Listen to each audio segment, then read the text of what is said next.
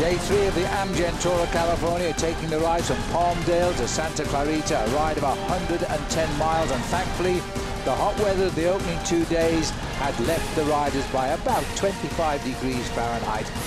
Undulating road nonetheless, 4 fourth category climbs along the way, and the 2 sprints before we get down to the sprint finish in Santa Clarita. The scene at the start, the man who won the race up the tramway in Palm Springs, Hanier Acevedo, signing in. Yes, leading this race by 12 seconds ahead of TJ Van Garderen. Breakaway got clear after 35 kilometers and set themselves up a very good advantage. At one stage, 4 minutes and 45 seconds, but the teams of the sprinters, as we got to 70 kilometers to go, working very hard to try and pull the 4 back into the fold. Number 7, Andy Schleck at the back of the group momentarily in the green jersey. Luva Vesta, the winner of the first stage. Chad Bayer and Gavin Manion, both from the USA. And at one stage, the lead was up to over 4¼ minutes, but the peloton were monitoring the situation. As they crept closer to the finish, so did the lead come down. Well, plenty of teams were very happy to do the pacemaking at the front, and the yellow jersey looking very solid on the Colombian Hanier Acevedo's shoulders after a race yesterday where he absolutely dominated all of the Pro Tour teams. Into the sprint town, and the first one here was at Lake Hughes, and it was Vestra taking out 5 very valuable points there in that green jersey competition, because he wasn't anticipating crossing swords at the finishing line with the likes of Peter Sagan and Tyler Farrar. Second sprint, no change here, nobody challenged Vestra, respecting the fact he had a clear lead in this competition after his win in Escondido.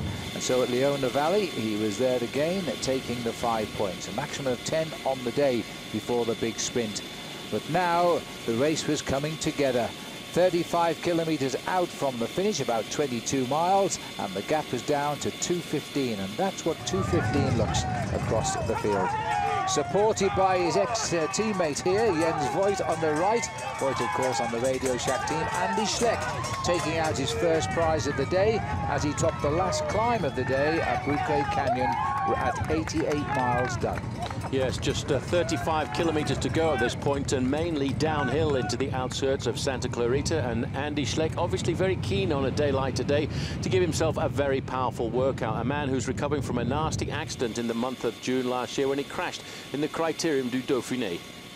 Circumnavigating the beauty of the Los Angeles County here as we leave now the Sierra Pelona Mountains and head down towards the finish in Santa Clarita. First of all, to show signs of cracking was the youngster in the breakaway, Gavin Manion of the Bontrager team. He'd had a great day out, but it was just a little bit too far to the finish. He was falling back, leaving just 3 riders up front. Once we'd gone over the final climb of the day, Bouquet Canyon, all the big teams with big sprinters on board decided they were really going to put the hammer down, and very shortly Manion was back in the fold of the main field, with the 3 leaders now down to a gap of only 40 seconds. 20 kilometers, 12 miles from the finish. 3 leaders hadn't given up yet. They were hanging on to 25 seconds and realizing it was a little bridge too far, while the 2 senior professionals sat up. Chad Bayer tried to go it alone for the finish, but when he took off from the leading 3, there was only about 20 seconds spread, and it wasn't going to be that for very long. At 13.5 kilometers to go, the field was together and the sprinters were ready to have their day. Could anybody beat this man, Peter Sagan? Well, they were all going to try, especially the Garmin Sharp team with Tyler Farrar. There was a very nasty crash went down on the run in towards the finish. A rider from Bontrager went down very hard, but he managed to get up and finish himself. And in fact, at that time, it was Ryan Eastman. As we got close to the finish line, though, it was all about trying to lead out the sprinters. Inside the final kilometer, it looked as though Baden Cook was producing the finest lead out here for ORICA GreenEDGE on the left of our picture. He launched Michael Matthews for the line. As Matthews went for the line, he wasn't prepared for the sudden rush on the left by Peter Sagan. It wasn't as close as it appeared. Sagan getting over that line, 3/4 of a length ahead of Michael Matthews, and getting his 9th historical stage win in the Amgen Tour of California, and his first win of the week here. Overall, and for the first time in 3 days, there was no change. Acevedo had a great day, defending all his time gains on the tramway yesterday. 12 seconds over Van Garderen, 27 over Phil Dijkman, and that's the way it will go on tomorrow's stage as we continue onwards to Santa Barbara.